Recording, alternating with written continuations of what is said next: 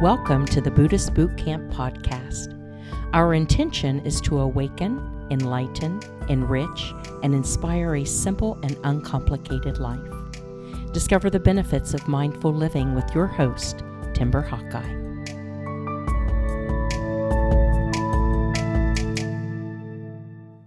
The Emerging Spirit Center in Ventura, California, where we have a monthly Buddhist boot camp discussion circle, has offered me use of their space when no one else is there as a quiet place to record these episodes, so I will likely be able to record them more frequently.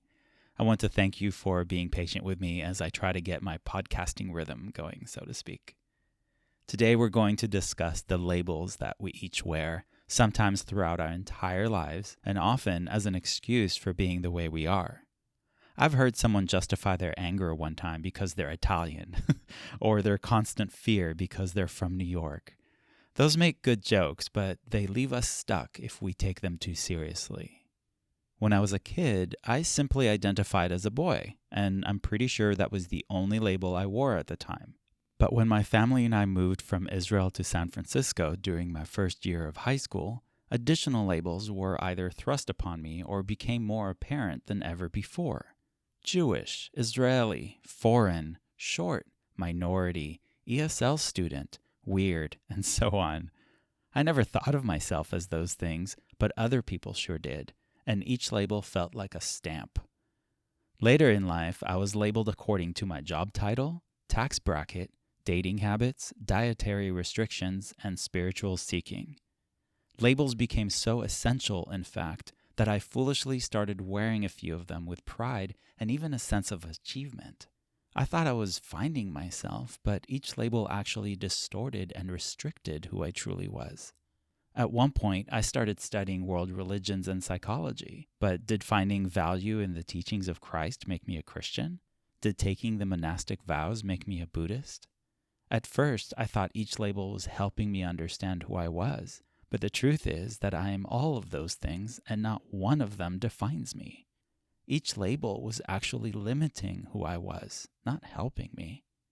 You see, labels segregate us into a subgroup of a subgroup of a subgroup that keeps getting smaller and smaller until we lose sight of the big picture, that we are all the same. Growing up, one of my closest friends believed that she would never amount to anything, that she was unattractive, and that her ultimate failure in life was inevitable in whatever she pursued. None of this was true, of course, but because her father repeatedly said this to her from childhood through puberty, she ultimately, perhaps inevitably, accepted this as true. Even years after her father was no longer around, she continued telling people what a failure she was.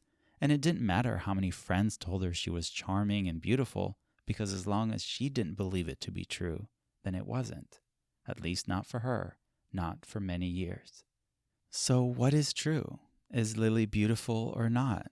Well, she's technically neither beautiful nor not beautiful, but her experience in life is ultimately shaped and greatly affected by what she chooses to believe, by the label she chooses to wear, if any, as is the case with many of us.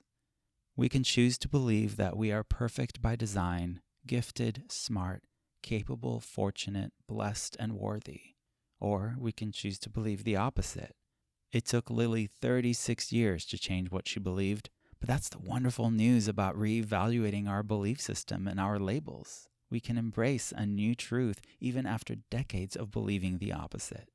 Or, of course, we can choose to stay stuck. Either way, we are the ones who live with the consequences. To accept a new truth, we must be willing to let go of an old one, and that's where most people struggle. Ignoring or forgetting whatever society has previously deemed as beautiful, successful, saint-like, or heaven-bound, and redefining ourselves according to new and improved standards. How much of your identity is wrapped up in a label? And do you see the difference between identifying as a person with disabilities, for example, as opposed to a disabled person? The difference between saying, I am angry, and saying, I'm feeling anger right now, which honors both the feeling and the fact that it's temporary. Be careful of the labels with which you identify yourself. They become part of your personality, and it's very difficult to let them go because then it feels like you are losing your identity, where in fact you are expanding, you are growing, you are limitless. I am a lot of things, and not one of them defines me unless I let it. So be careful of the labels you choose to wear, because you are also many things.